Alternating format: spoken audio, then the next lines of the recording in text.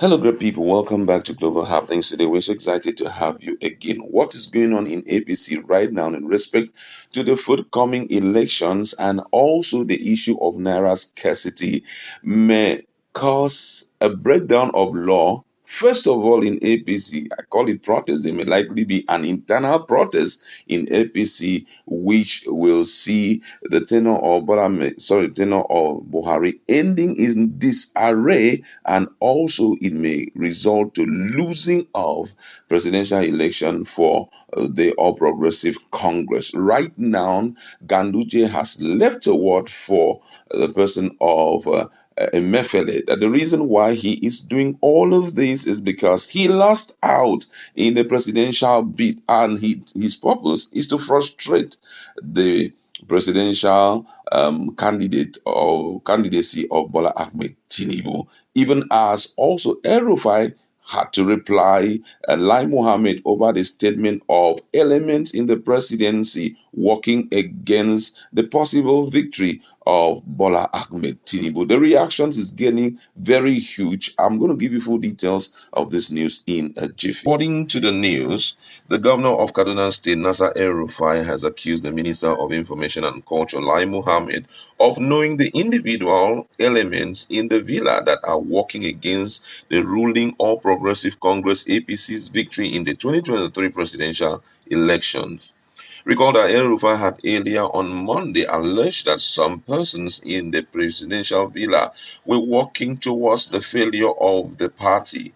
Responding to him, the information minister, while addressing the State House correspondent after the Federal Executive Council (FEC) meeting on Wednesday, noted that the presidency is not aware of those in its fold working against APC.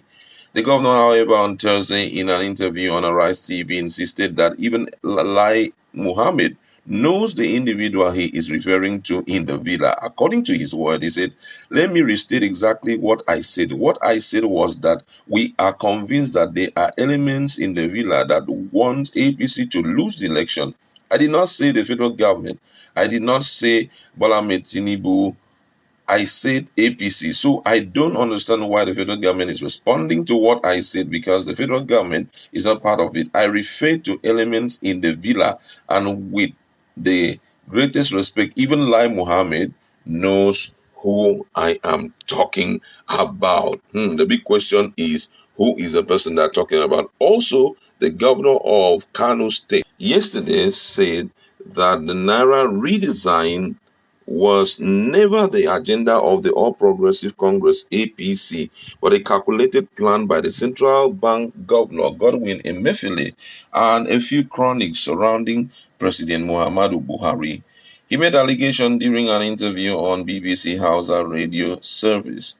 The currency swap has already put over 200 million Nigerians under pressure as people in some parts of the country southwest has begun protesting the lack of physical cash flow. Ganduje said that by next week, if issues regarding the currency issues were not resolved following a meeting between President Muhammadu Buhari and state governors, the governors would take a step to ensure that the plan by the central bank governor and a few other people do not plunge the country into crisis. Speaking with newsmen after the meeting in Abuja, Ganduje said the CBN governor Emefiele acted to deceive President Muhammadu Buhari into redesigning the Naira because he failed to make it at the APC primaries, which brought Bola Ahmed Tinubu and Senator Kazim Shettima as its presidential and vice presidential candidate, respectively.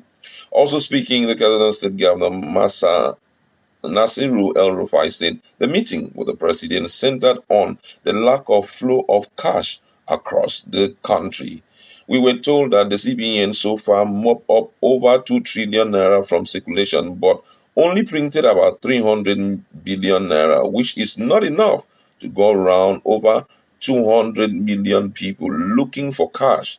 The president asked for him to have a discussion with the central bank, and we are going to wait for the aftermath of that meeting. The Kaduna State Governor, however, cautioned that the issue currently on ground is capable of throwing the country into trouble. I mean, this issue of Naira crunch is causing a lot of turmoil, is causing a lot of challenges. Now, just in the southwestern part of Nigeria, we saw what happened to Women Bank.